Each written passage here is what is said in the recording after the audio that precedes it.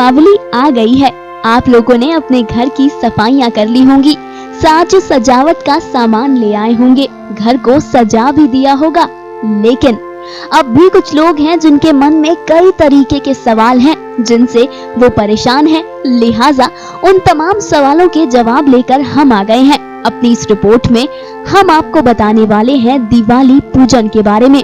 किन किन देवी देवताओं की पूजा आपको करनी चाहिए, किस देवी या किस देव को किस दिशा में स्थापित करना चाहिए, देवी देवताओं की मूर्ति का आकार कैसा होना चाहिए, इन तमाम सवालों के जवाब हम आपको देंगे ताकि आपकी दिवाली आसान हो जाए। तो चलिए शुरुआत करते हैं पहले सवाल से। पहला सवाल तो यही आता है कि दीपावली पर किस किस देवी देवता की पूजा होनी चाहिए।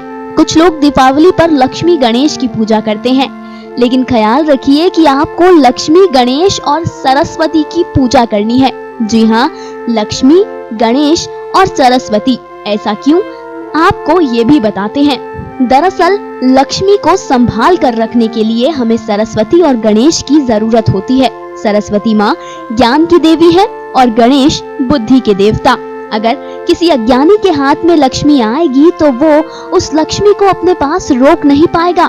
लिहाजा लक्ष्मी को अपने घर में स्थिर रखने के लिए आपको ज्ञान और बुद्धि की बेहद जरूरत है। इसीलिए दीपावली पर हम लक्ष्मी के साथ साथ गणेश और सरस्वती का पूजन भी करते हैं। अब बात करते हैं कि किस देवी देवता को किस दिशा में स्थान मिलना चाहिए। तो बता दें कि सरस्वती को लक्ष्मी की दाईं ओर और गणपति को बाईं ओर बैठाया जाना चाहिए, क्योंकि मनुष्य के मस्तिष्क में दाईं ओर ज्ञान होता है और बाईं ओर रचनात्मकता यानी कि क्रिएटिविटी होती है। गणपति बुद्धि के देवता हैं। हमारी बुद्धि रचनात्मक होनी चाहिए, इसीलिए गणपति को लक्ष्मी की बाईं ओर स्थान व सरस्वती को दाईं ओर स्थान दिया जाता है।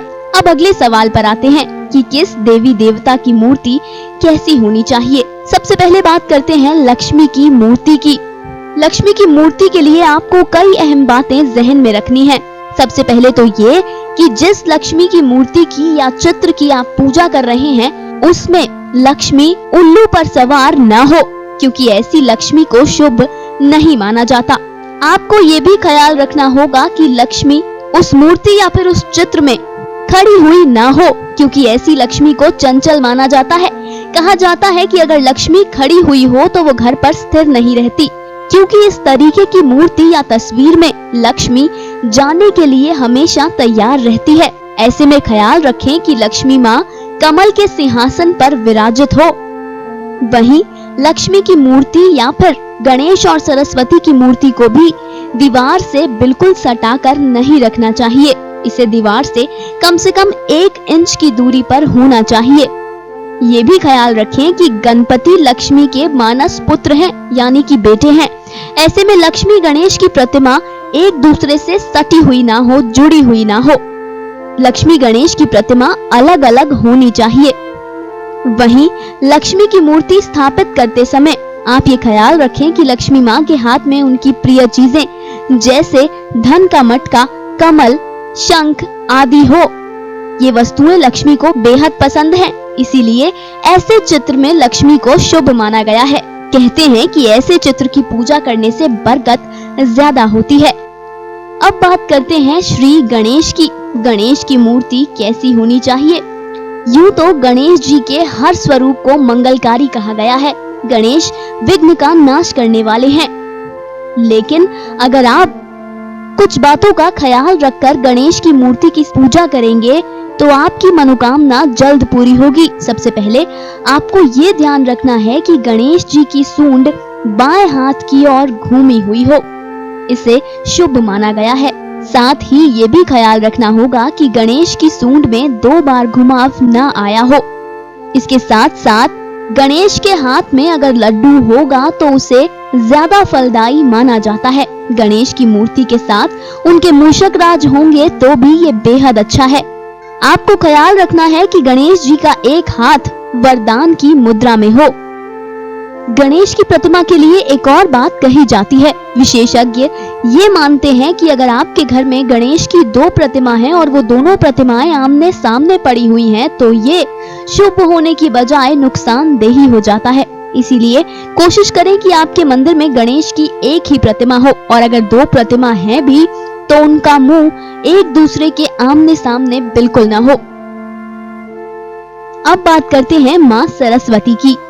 ख्याल रहे कि माँ सरस्वती की जिस चित्र की, जिस मूर्ति की आप पूजा कर रहे हैं, उसमें सरस्वती कमल पर विराजित हो, क्योंकि सरस्वती के लिए भी यही कहा जाता है कि अगर सरस्वती किसी मूर्ति में खड़ी हुई होंगी तो वो स्थिर नहीं रहेंगी, बल्कि हर देवी देवता के लिए ऐसी बात कही जाती है।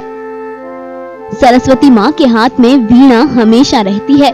आप सरस्वती का कोई भी चित्र खरीदेंगे, उनके हाथ में वीणा होगी ही, साथ ही साथ उनके पास कुछ किताबें भी पड़ी हुई होंगी। क्योंकि सरस्वती ज्ञान की देवी हैं, इसीलिए ये 2 चीजें सरस्वती को बेहद प्रिय हैं। अब एक और अहम सवाल, ये सवाल है कि क्या हर दीपावली पर नई मूर्ति खरीदना जरूरी है? तो चलिए इस सवाल का भी आपको जवाब देते हैं। हर दीपावली पर नई मूर्ति खरीदना बिल्कुल अनिवार्य नहीं है।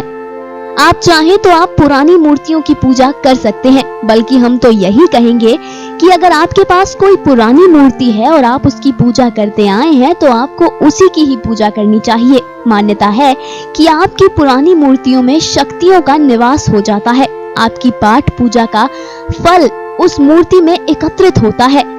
इसीलिए पुरानी मूर्ति की पूजा कभी नहीं छोड़नी चाहिए। ये बात और है कि अगर आपके पास लक्ष्मी, गणेश या सरस्वती की मूर्ति नहीं है और आप मूर्ति खरीदना चाहते हैं तो आप खरीद सकते हैं, लेकिन दोबारा दोहरा दें कि दीपावली पर हर बार नई मूर्तियां खरीदना जरूरी नहीं है। अक्सर लोग नई मूर्तियां इसलिए खरीद लेते हैं क्योंकि नई मूर्तियों से नई ऊर्जा निकलती है। आप अगर खरीदना चाहें तो नई मूर्ति खरीद सकते हैं, लेकिन अपने घर की पुरानी मूर्तियों का पूजन कभी न छोड़ें। आपको ये भी बता दें कि जो मूर्ति आप खरीद रहे हैं वो धातु की होनी चाहिए। सोना चांदी की होगी तो बेहद अच्छी बात है, लेकिन हर कोई सोना चांदी नहीं खरीद सकता। इसीलिए आप पीतल की मूर्ति भी या फिर अष्ट धातु की मूर्ति खरीद सकते हैं। क्रिस्टल के लक्ष्मी गणेश की पूजा भी शुभ मानी जाती है, आप उसे भी खरीद सकते हैं। तो हमने अपनी इस रिपोर्ट में आपको ये बताया कि किस तरीके की मूर्ति की पूजा होती है। हमने आपको बताया कि दीपावली पर किस किस देवी देवता की पूजा होती है। साथ ही आपको ये भी बताया कि क्या आपको हर बार नई मूर्ति खरीदनी चाहिए। इसके अलावा अगर कोई भी सवाल आपको परेशान कर रहा है, आप कभी भी कमेंट सेक्शन में कमेंट करके हमसे जुड़ सकते हैं, हमसे बात कर सकते हैं। हम आपकी परेशानी का, आपके सवाल का जवाब जरूर देंगे। सदैव आपके सुखद जीवन की कामना करती है।